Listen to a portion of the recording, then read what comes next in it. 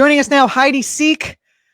As we discussed at the top of the show, Heidi Sieck is the Chief Empowerment Officer and also the co-founder of the group Vote Pro-Choice. We're going to be speaking with her as soon as I click this button and she comes in about the strategy forward for reproductive justice in the wake of the death of Ruth Bader Ginsburg. Heidi, how are you? Nice to see you. Hi. I'm like everyone else, just trying to process everything that we need to be processing. And it's a lot. It's so much. And I just did an interview with Chris Hedges right before you got here. And it doesn't help. It helps a little bit, but it leaves you wondering, although he did give a very nice thought at the end, which is that activism is really the way to go. And it's what solves both the inner and outer crisis. He said he doesn't fight fascists because he's going to win. He fights them because they are fascists. And I thought that was very well put, especially given the struggle that lies ahead in terms of reproductive rights. First, let's talk about your personal response to the passing of Ruth Bader Ginsburg. As an activist for reproductive rights and reproductive justice, like you have been over the course of the last, as long as I've known you. It's been a long time. I am old. 30 years I've been in the game of trying to protect reproductive freedom in the United States of America, and that's not even a fraction of what our beloved Justice Ruth Bader Ginsburg has done. I had the incredible honor to have met the justice twice. Once in DC when my ex-husband was actually taking her husband's tax class at Georgetown Law, but that was more of a passing cocktail party kind of thing. And she was just special and fierce and kind of great, at the time. She actually hadn't come into her notorious RBG own by then, but I just had admired her because I knew that she had worked on over 300 cases to help the equality of men and women and trans people and gender non-binary folks throughout her career. So I just admired her at that point. But then 4 years ago, she was officiating a wedding of a mentee of mine, and I got to sit and speak with her. And first of all, I want to say just having Ruth Bader Ginsburg officiating a wedding is extraordinary. My favorite part was at the very end when she said, "By the power vested in me by the United States Constitution," and the entire room erupted. She didn't even get a chance to finish her sentence. But then she said, "I now pronounce you wife and husband." Which was so cool. And so we erupted into applause again. But it was at the dinner I got to sit and talk with her. And we actually immediately started talking about reproductive freedom in America. And she clearly expressed her frustration, both in how the anti-choice minority, the small number of people, were chipping away at our rights. But she also was expressing some frustrations about how we, the reproductive rights, freedom, and justice communities, have been handling it. Even from like the proliferation of organizations, our ability to work together. And so I could, even in our short conversation, I was really moved by her perspective. And I said to her, Justice Ginsburg, just know that you are our general and we are your army. And she looked me right in the eye, and I could feel the depth of her intellect and her fierceness. I mean, she's small in stature, as we all know, but she has this depth, like this fierce quality that certainly earned her the notorious RBG moniker. But, in a lot of ways, she didn't ever want to be our general. She wanted to serve the community and the movement as a whole. And it's unfortunate that we had to put her in a place where she was the one protecting our rights in the end. There's a lot we can talk about with regard to that. Thank you so much for sharing those personal stories. And let me tell you, the other thing, I know this is something special, but she was so beautifully decked out that night. I love fabulous outfit with this gorgeous, like perfectly beaded purse that matched her perfect beaded lace gloves. She looked just fantastic. So just want to shout out for the beautiful elegance and fierce grace of our warrior, Ruth Bader Ginsburg. I really like the way she did that because she embraced things that are generally speaking feminine, with the lace collars. Yeah. She didn't just kind of turn into a man by being in that world surrounded by mostly men, so that she could be taken seriously, as so many people have found themselves having to do. So I do really appreciate the fact that she held on to that part of herself while she was representing us all in that very uncomfortable position. With her loss, what are we looking at for the future of reproductive justice? Well, we're not in a good place at all. So we have there are 17 cases that are circling the federal court system that could be heard by the Supreme Court. Also important to note that the week after the election, the Supreme Court is planning on hearing a case that could overturn the Affordable Care Act. So there's a lot at stake. Also, we have to remember that the last 30 years, we've seen this chipping away at reproductive freedom because of all of the bills and laws that have been passed in state legislatures. So this won't stop. The lawmaking will not stop.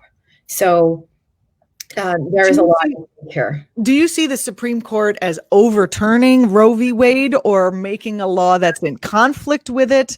And if that happens, doesn't the decision-making power for whether it's going to be legal to have an abortion, and that I know that's one issue under the reproductive justice tent, goes to the states? Is that accurate?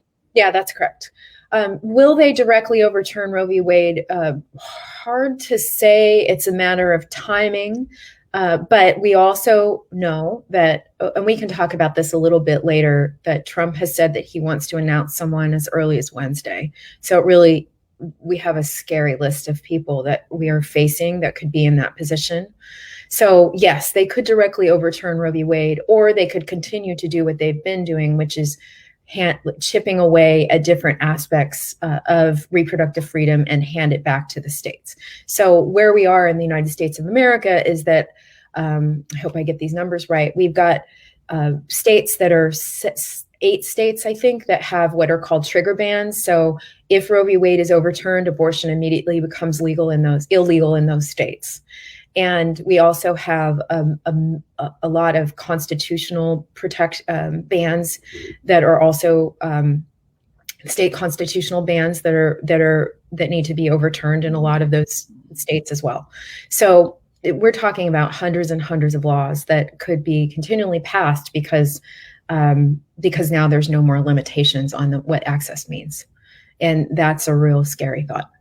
So let's talk about the reality about strategy. What's the best strategy that we can take to preserve a woman's right to choose?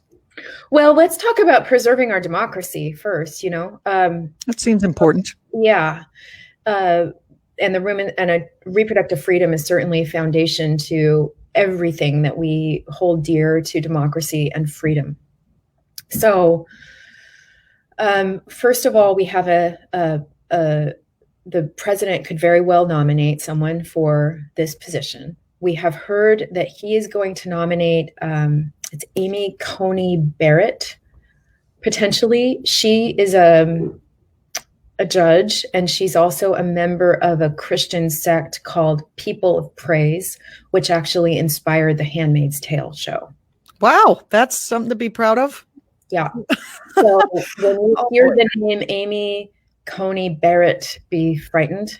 That's what we might be facing. So now what does that mean? It means that... Talk about tokenism. Sorry, just for a moment. Like they're going to put a fascist in a female body in to say, oh, we've got a woman. It's fine. I mean, how do they see that? People don't see right through that. I don't understand that at all. Well, they don't have to care what people think, because they have the votes in the Senate. And that's what we need to be really clear about, is these folks don't care about precedent or what they've said before. That's one of the things that a lot what we've seen in the media and in our own conversations about, we need to hold Mitch McConnell accountable to the precedent he said when he didn't allow for the Merrick Garland appointment that Barack Obama made to go through. Well, no, they don't care. They care about winning. They care about power. And so therefore, we have to think about levers of power. So the United States Senate is a tricky place right now, for sure, because Mitch McConnell will absolutely start hearings for whatever nominee comes, and he's not going to care what any of us think about what he said in the past. Their goal is to get this nominee passed, period. And also, their calculation will certainly be political. They have a whole bunch of Republicans that are up in some really tough races. So what does that mean? They might hold a few hearings or they may do the vetting, but between Wednesday and Election Day, they have 41 days. So the likelihood is that they won't start hearings until the day after the Election Day. So what does that mean? It means right now in this phase, this 41-day phase, we need to be really strategic and putting pressure where we need to put pressure. That includes the Senate Dems. Chuck Schumer, who is the Senate Minority Leader, needs to hear from all of us. Dianne Feinstein, who's the ranking member on Judiciary, needs to hear from all of us.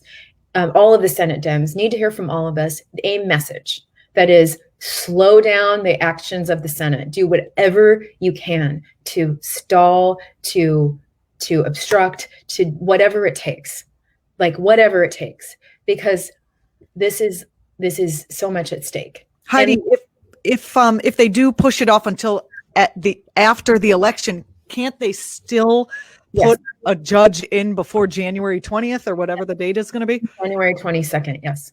Yes, they absolutely can. And so now it's pressure on the existing Republican candidates who have vulnerable elections. And that would include Susan Collins, although we just have to do the name.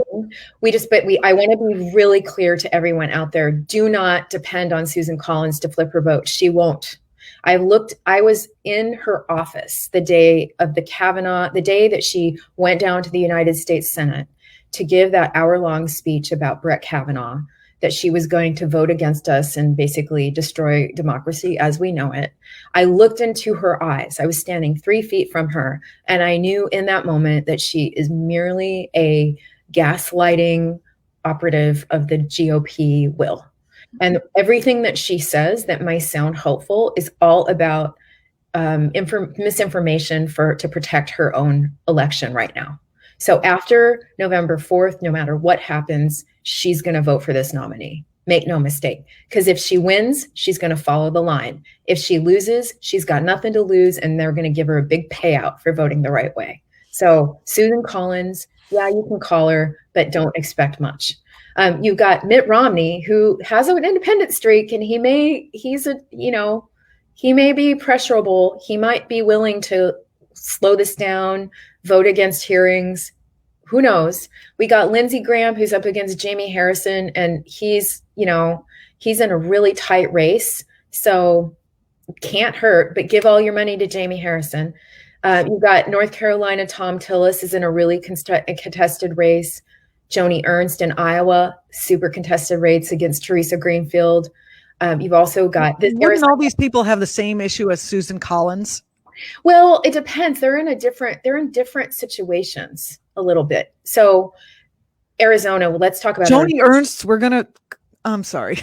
We're going to count on Joni Ernst to, okay. It probably won't flip. But what I've noticed is that people kind of want to believe Susan Collins because she did flip on the ACA a couple times.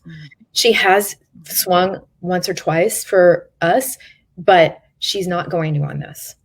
Hear me now, community. So Arizona, we really need to talk about, because this is a tricky strategy here. So Mark Kelly, who is a former astronaut and the husband of Gabby Giffords, Congresswoman Gabby Giffords, if he wins his race against Martha McSally, he will immediately be seated because she is in the appointed position of John McCain. That means that Mark is filling an appointment. So that he will be seated by November 30th if he wins. So we need him to win because we need that vote. And so what votes are we looking at here? Let's go back to 2017 when we had the Supreme Court appointment of Neil Gorsuch.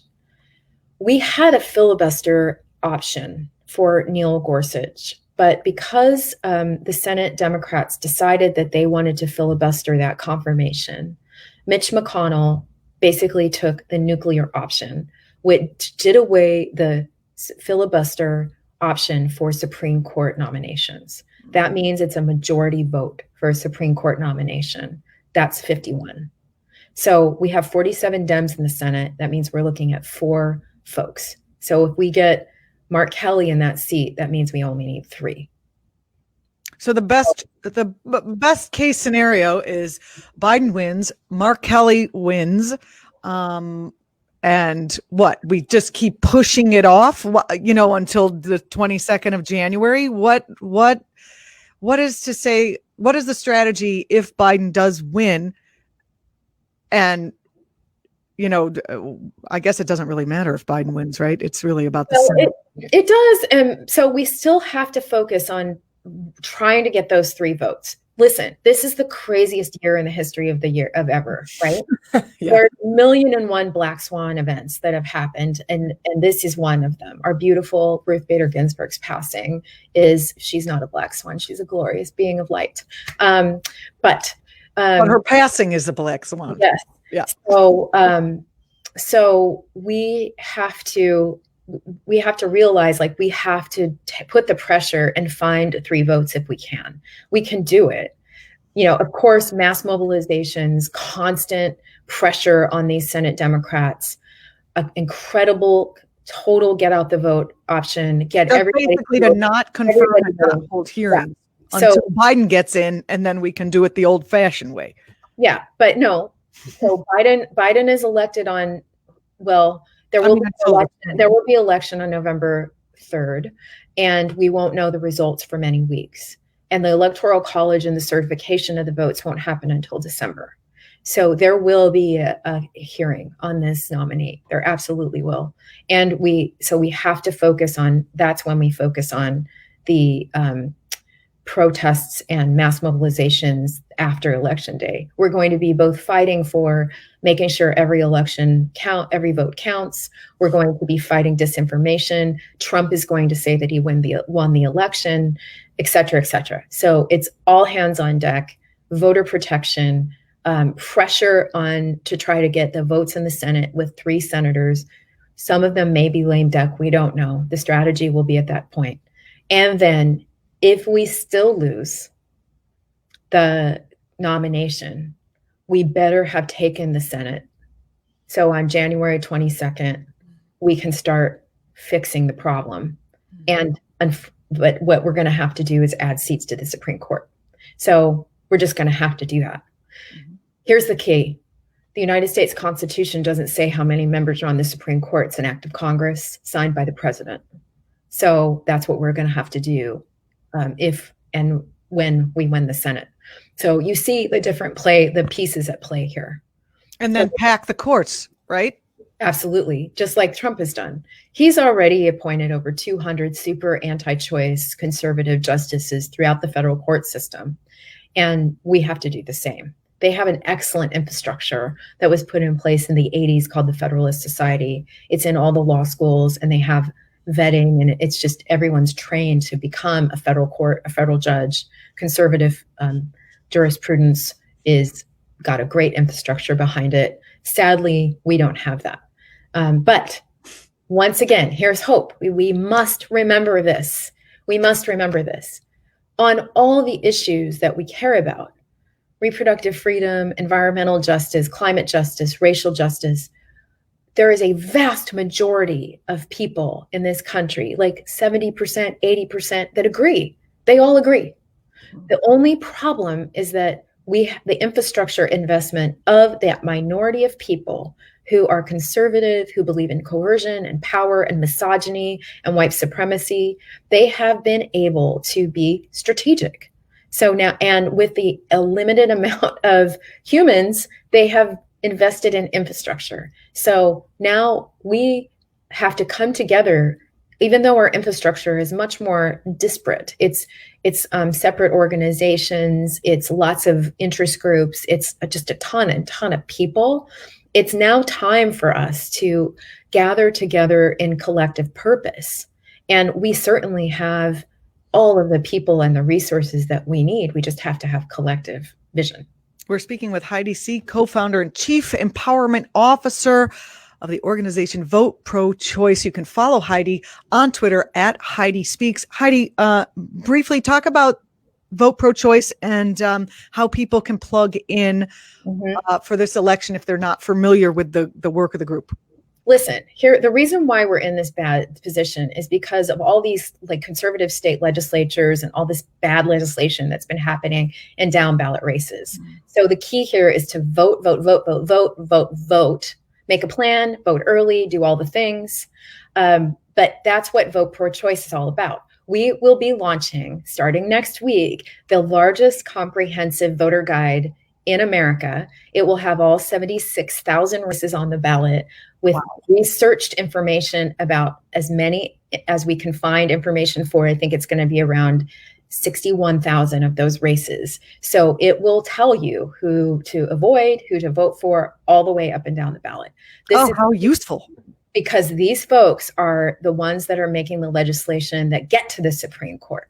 So if we can get great people elected as the sheriff, your pro-choice sheriff helps to make sure that women who are incarcerated have good reproductive health care. Your pro-choice mayor makes sure that city employees have full coverage for all of their reproductive health needs. Your city councils protect protesters at clinics and work to prevent fake clinics from lying to women. It's just so important to vote all the way down the ballot. That's what Vote Pro-Choice is all about. So this voter guide is going to be an incredible miracle. It will have vote by mail information for you and a make a plan to vote if you want to vote in person. So voteprochoice.us. You can also sign up for the guide at vpc.guide. Heidi Sieck, thank you so much for joining us. Thank you for the work that you do. It's great to have you on the program. I appreciate you coming on. Let's all get out there, take to the streets, and work together. You're watching act.tv. Don't forget to subscribe if you're watching on YouTube. We bring you this kind of wonderful talk Monday through, there's a lot. There's not just this show. There's James. There's Solidarity Now. There's the Black Magic Power Hour. Black Power Magic Hour. I always get that wrong. With our good friend Messiah, who also produces this show. Hello, thank you. Messiah is in the background. I'm Julianna Forlano. Don't forget to subscribe to act.tv across platforms. That is the end of our program today, whether you are watching on Facebook or on Twitch or anywhere else. Sasha Abramsky of The Nation is coming on tomorrow. We will be back here at 10 a.m. Eastern time. Thank you for becoming a part of our little and now ever-growing circle of participants. We'll see you next time.